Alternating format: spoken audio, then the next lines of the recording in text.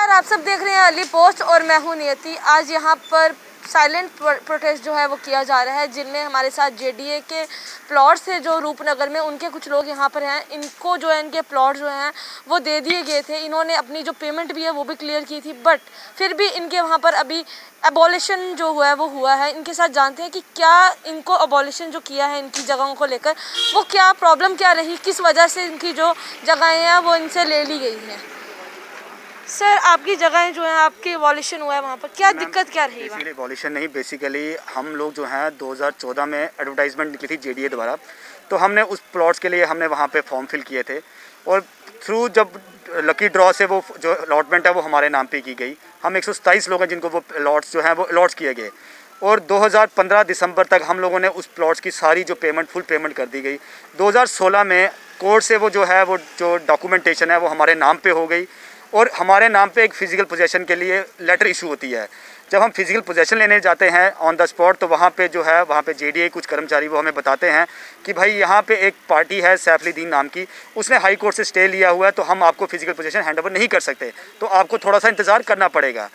हम लोगों के भी जो है हाथ बंद कहते, हमें पता था कि ये जो मसला ये कोर्ट में जा चुका है तो हमें वेट करना पड़ेगा। हम हर दिन हर हफ्ते जेडीए जाके चक्कर लगाते थे कि हमारे प्लॉट्स का क्या हुआ। हमें बार बार यही कहा जाता था कि ये जो केस है ये हाई कोर्ट में पेंडिंग है, तो आपको लिहाजा वेट करना पड़ेगा और आपको इस चीज़ का वेट करके ही आपको जो इसका फ़ैसला मिलेगा। हम लोग भी वेट करते रहे। एट लास्ट हमने आज से 1.5 साल 2 साल पहले अंकुर शर्मा जी जो एडवोकेट है उनको हायर किया, बींगे हमें वहाँ पे जो पार्टी इम्प्लीमेंट किया जाए उस केस में जो जेडीए और उस पार्टी के बीच में चल रहा था। तो आफ्टर जब हमें इम्प्लीट किया गया दिसंबर 16-21 को हाई कोर्ट डबल बेंच से फैसला आता है कि जिस पॉइंट पे उस जो सैफुद्दीन है उसने उस लैंड पे अपना लीगल राइट्स जो है ऑनरशिप जो है वो मांगी थी, तो वो हाई कोर्ट डबल बेंच ने ऑर्डर जो है उस पर पास करके कहा कि भाई इस पार्टी का उस लैंड पे कोई लीगल राइट नहीं है, तो लिहाजा जो इसका केस है वो डिसमिस किया जाता है। और ये भी कहा गया कि अगर आपको लगता है कि अगर कोई आपके पास रेमेडी है तो आप अप्रोच कर सकते हो किसी भी बिफोर ऑनरेबल कोर्ट, किसी के पास भी। होता क्या है कि 1 महीने का समय निकलता है और 1 महीना पार होने के बाद वीसी जेडीए जो है गवर्नमेंट जो है वो एक डिमोलिशन ड्राइव चलाती है कि जो ये प्लॉट्स हैं जो जिन लोगों ने जो एक कुछ फैमिलीज़ हैं वहाँ पे जिन्होंने इलीगली वहाँ पे कब्ज़ा किया हुआ था, उधर डिमोलिशन ड्राइव चलाई जाती है और हमें कहा जाता है कि आफ्टर डिमोलिशन ड्राइव जो है आपको उस प्लॉट्स की जो फिजिकल पोजेसन है वो दी जाएगी। तो at last 70% demolition drive complete होने के बाद वो ड्राइव जो है वो बीच में रोक दी जाती है। अब वो रोक दी जाती है या रुकवाई गई है वो गवर्नमेंट जानती है कि उनको ऐसा क्या प्रेशर आया कि वो रोकी गई।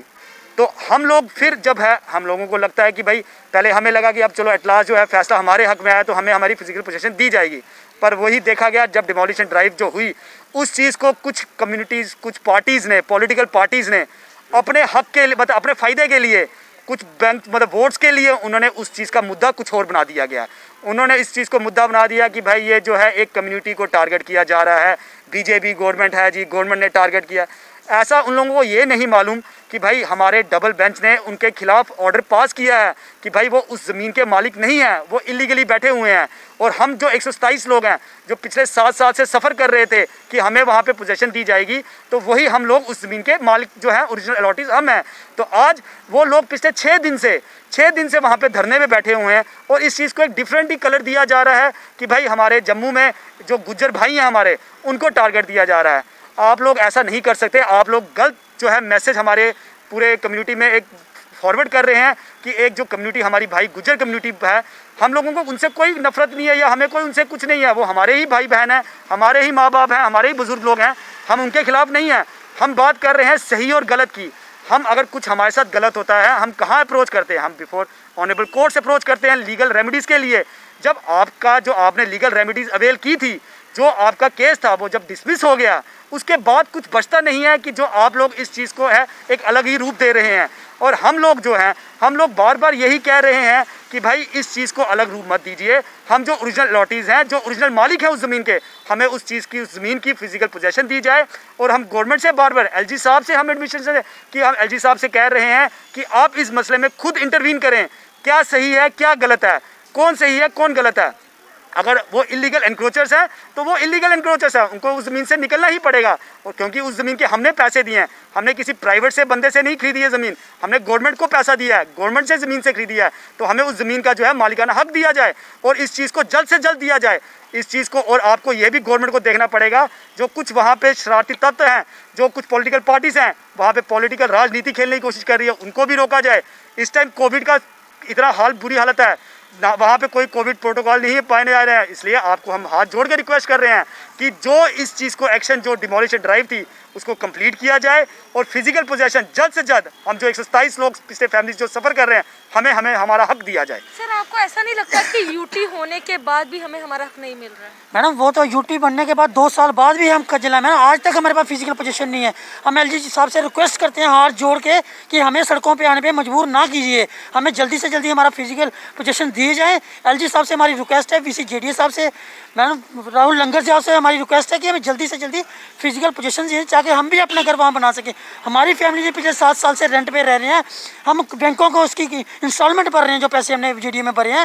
मैडम हम किसको सुनाएं, कहाँ जाएँ? हमारी फैमिली भी फिर रोड पे आने पे मजबूर है मैडम हम लोग। अगर वो हमारे बात नहीं मानते, वो कोर्ट के फैसले को नहीं मानते, मैम जहाँ तो वो लोग इंग्लिश पढ़ना नहीं जानते, कोर्ट के उस ऑर्डर को पढ़ ही नहीं रहे हैं, क्यों वो वहाँ के लोगों को बेवकूफ़ बना रहे हैं कि ये कम्युनिटी को टारगेट किया जा रहा है? वो कोर्ट के फैसले को पढ़े, उनको सुनाए, उनका राइट खत्म हो गया वहाँ से। ये लैंड है, ये गवर्नमेंट लैंड है, गवर्नमेंट ने इस लैंड को सेल कर दिया हम लोगों को, इसके ओरिजिनल अलॉटी हम है, हमें वो फिजिकल पोजीशन चाहिए ताकि हम अपने घर बना सके और उन घरों में रह सकें। एलजी साहब से हमारी रिक्वेस्ट है कि हमें सड़कों पे रोड पे आने के लिए मजबूर ना किया जाए। वीसी साहब से रिक्वेस्ट है कि वीसी साहब जल्दी उस ड्राइव को कंप्लीट करो और हमें फिजिकल पोजीशन दिए जाए। राहुल लंगर साहब से हमारी रिक्वेस्ट है, ड्यूकॉम साहब से, कि उस ड्राइव को जल्दी किया जाए और जगह विकेट करा के खाली करवा के हमें फिजिकल पोजीशन दी जाए। सर आप भी आज यहाँ प्रोटेस्ट करने आए हैं, आपको नहीं लगता बट आपकी जो राइट्स है उसको छीना जा रहा है? मैडम इसीलिए तो ये सारे हम फैमिली 127 पार्टीज हैं जो, जिनको जेडीए ने खुद, और सबसे बड़ी बात है रजिस्ट्री हुई है कोर्ट में, वो भी हम बस, मगर जजेस ने रजिस्ट्री किया ना, उसका पालन नहीं हो रहा है।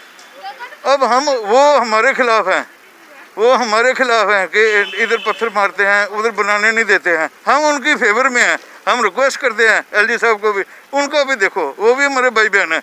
कोई हिंदू मुस्लिम फसाद नहीं है, कोई गुज्जर बकरवाल नहीं है। इस 127 में सिखों के प्लाट हैं, मुसलमानों के प्लाट हैं, हिंदुओं के प्लाट है। ये हिंदू मुस्लिम फसाद कहाँ है?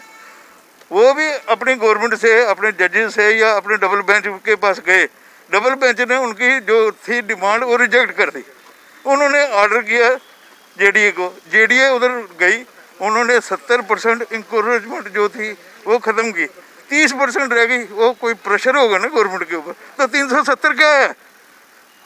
इधर हमारे जो एलजी साहब है उनको अंदर इंटरफेरेंस करनी पड़ेगी। क्यों हमें तंग कर रहे हैं ये? ठीक है सर, बहुत बहुत शुक्रिया। हम रोश हो गए और हम भी अपने आप को आग लगाएंगे, हम भी अपने धरने चौक में बैठ के अपनी फैमिली बच्चे लेके बैठेंगे। तब ये डबल बेंच के ऑर्डर के बाद भी इसका मतलब कि कोई मायने नहीं है। बाकी सारी चीज़ें, कोई गलत है कोई सही है वो अलग चीज़। जो डबल बेंच को ऑर्डर आया है इसका मतलब कि उन्होंने ऐसे ही फैसला सुना दिया, उसका कोई मायने नहीं है। हमारा सिर्फ ये रिक्वेस्ट है कि जो वहाँ पे गुज्जर बकरवाल है उनके लिए भी कुछ जगह दीजिए, उनको रहने के लिए, जो इतने सालों से वहाँ है। मगर हम लोगों से जिनसे उन्होंने पैसे लिए हैं, हमारे को भी पोजीशन वहाँ पे मिलना चाहिए जल्द से जल्द, किसी का नुकसान ना हो। बहुत बहुत शुक्रिया आपका। इन्होंने साफ तौर पे यही कहा है कि इनकी जो इन्होंने पेमेंट की है ये किसी के खिलाफ नहीं जा रहे, ये किसी को गलत नहीं कह रहे हैं कि सबको अपना अपना हक मिलना चाहिए। तो इसी के साथ साथ नए अपडेट के लिए बने रहिए अर्ली पोस्ट के साथ। मुझे दीजिए इजाज़त, धन्यवाद।